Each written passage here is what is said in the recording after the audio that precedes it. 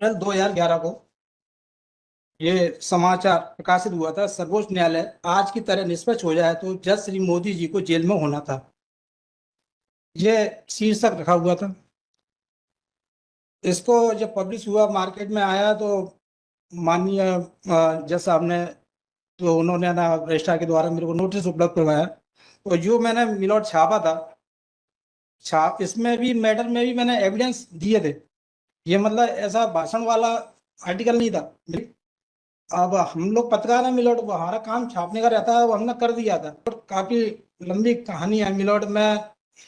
और समझिए मिलोट मैंने 10 साल 2011 का लिखा था, तो 3 साल मैंने जबलपुर फेस किए।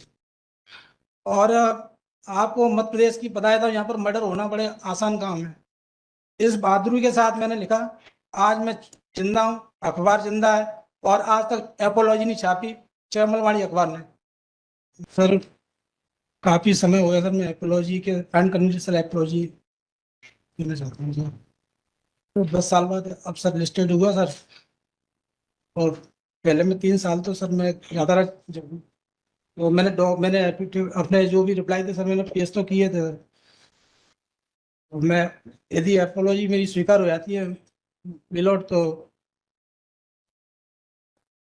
पेश किया है। सर अब कल मेरे को नोटिस मिला था सर, मैं आ गया, तो मैं अभी कर देता हूँ सर, आप यदि अनुमति देंगे तो मिलोट। बोलिए क्या बोलना है।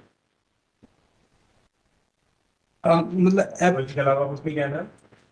नहीं, अब लास्ट जो है 10 साल जो पहले हियरिंग हुई थी सर मिलोट, तो उसमें यही आर्गूमेंट बोर्ड माननीय न्यायालय के समझ आए थे, या तो अप्रोच दीजिए आप, या फिर ना ट्रायल पेश करिए। तो पेपर बुक के लिए बात माननीय न्यायालय ने बोला था, लेकिन मैंने ऑर्डर कल फाइल में देखा था, तो पेपर बुक का चित्र नहीं आया। माननीय न्यायालय जो उचित समझे वो मैं तैयार हूँ सर। फोटोलॉजी के बारे में तो आप पहले से आपको जो कहना है आप कह दीजिए। राइटिंग में कह तो दीजिए, पढ़ना है आपको आगे लिख के नहीं। राइटिंग में लेना है तो आप राइटिंग में दीजिए। कब पुटअप करूँ मिलोट उसको,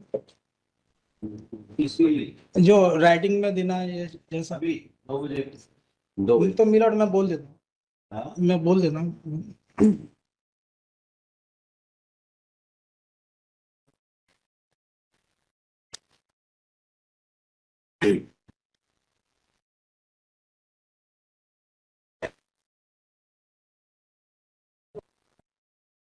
मिलोट 11 अप्रैल 2011 को ये समाचार प्रकाशित हुआ था। सर्वोच्च न्यायालय आज की तरह निष्पक्ष हो जाए तो जज श्री मोदी जी को जेल में होना था, यह शीर्षक रखा हुआ था। इसको जब पब्लिश हुआ, मार्केट में आया, तो माननीय जज साहब ने, तो उन्होंने ना रजिस्ट्रार के द्वारा मेरे को नोटिस उपलब्ध करवाया। तो जो मैंने मिलोट छापा था, इसमें भी मैटर में भी मैंने एविडेंस दिए थे। ये मतलब ऐसा भाषण वाला आर्टिकल नहीं था मिलोट। ऊपर देखेंगे तो कुछ मतलब जो उनके व्यक्तिगत केस थे, एक सुप्रीम कोर्ट में भी जो ऑर्डर हुआ था उसका भी मैंने जिक्र किया था, उस आधार पे ये हेडिंग बन रही थी मिलोट। तो अब चूंकि अब हम लोग पत्रकार हैं मिलोट, वो हमारा काम छापने का रहता है, वो हमने कर दिया था। लेकिन जब जुडिशरी प्रक्रिया में हमको इनसे लड़ना तो है नहीं है किसी से, तो यदि हम उसमें पार्टी बनते, जो पार्टी जो भी XYZ थी सर, तो वो लोग है ना डैमेज होते गए या वो शांत होते गए, और ये प्रक्रिया है ना शांति में चलती रही। तो उस एविडेंस को मैंने सब लिखा हुआ था।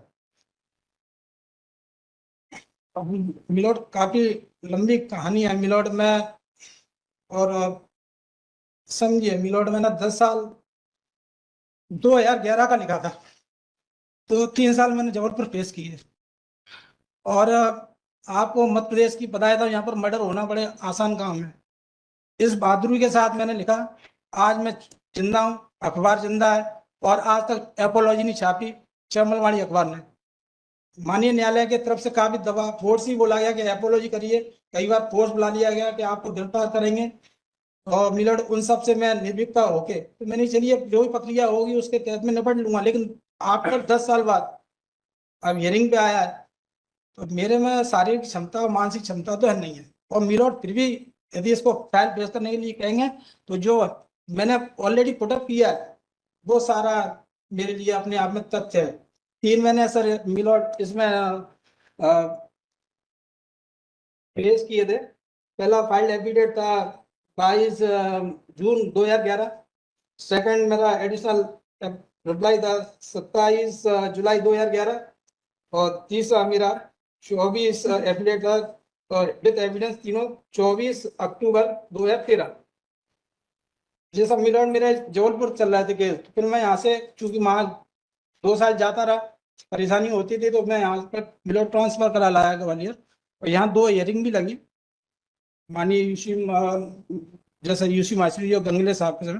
तो काफ़ी है ना, उन्होंने कहा कि एपोलॉजी करके आप, तो अब चूंकि वो हियरिंग पे लास्ट आए नहीं सर मिलॉट, तो फिर मैं सोचा शायद केस खत्म भी हो गया। और सर आप मेरी बात को अन्यथा न लें, मैं संयोग बस कल ग्वालियर था, शादियां चल रही हैं इधर, और मैं नहीं होता तो आज मेरे साथ कोई भी अनहोनी वाला ऑर्डर हो सकता था। मैं हाथ जोड़ के, अब मैं क्या कहूँ, बहुत बड़े आदमी से टकराट हो गई। हालांकि मेरा हमारे फैमिली टर्म्स हैं, फादर से भी रहे, फादर भी मेरे एडवोकेट रहे। आप कहेंगे तो मैं लड़ने को तैयार हूँ हर तरीके से, लेकिन जाएगा वो कपड़े फटेंगे, खून निकलेगा। मर्डर तो होना ही होना, चाहे इनका हुआ चाहे मेरा हुआ। तो ये अरबों की संपत्ति है, और माननीय न्यायालय के समझ कई ऑर्डर ऐसे हो चुके हैं, तो वो मेरा बोलना कंटेम्प्ट में जाएगा, तो मैं उस चीज़ को नहीं दोहराना चाहता। इसलिए मैं काफ़ी समय शांत हो गया। फिर मैंने इस मेरे को लगा कि कुछ ना कुछ कई हो जाती है न्यायपालिका में ऐसी चीज़ें कि गैर एबसेंट में ना आपके कुछ ऐसा बैग में ऑर्डर कर लिया जाए। इसलिए मैंने PIL भी लगाई मिलॉट PIL के तहत मेरी है ना 3-4 साल वो केस भी चला, सिर्फ इसलिए कि कहीं मेरा केस आया तो कहीं एबसेंट ना दिखा दें। वो होर्डिंग वगैरह सबके लिए मेरा ये चला था, जनहित में याचिका थी, और उसमें ही मिलोट वो केस भी सुप्रीम कोर्ट गया था होर्डिंग में। लेकिन उसको भी अब आप अन्यथा ले लेंगे कि मैं बहुत ही ज़्यादा बोल्ड बोल रहा हूँ, तो उसको भी है ना केस को दबा दिया गया, जबकि वो करोड़ों की रिकवरी का मामला था ग्वालियर का।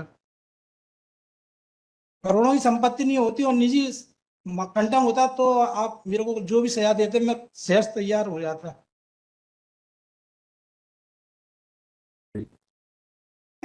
Heard the accused party for whether it's God.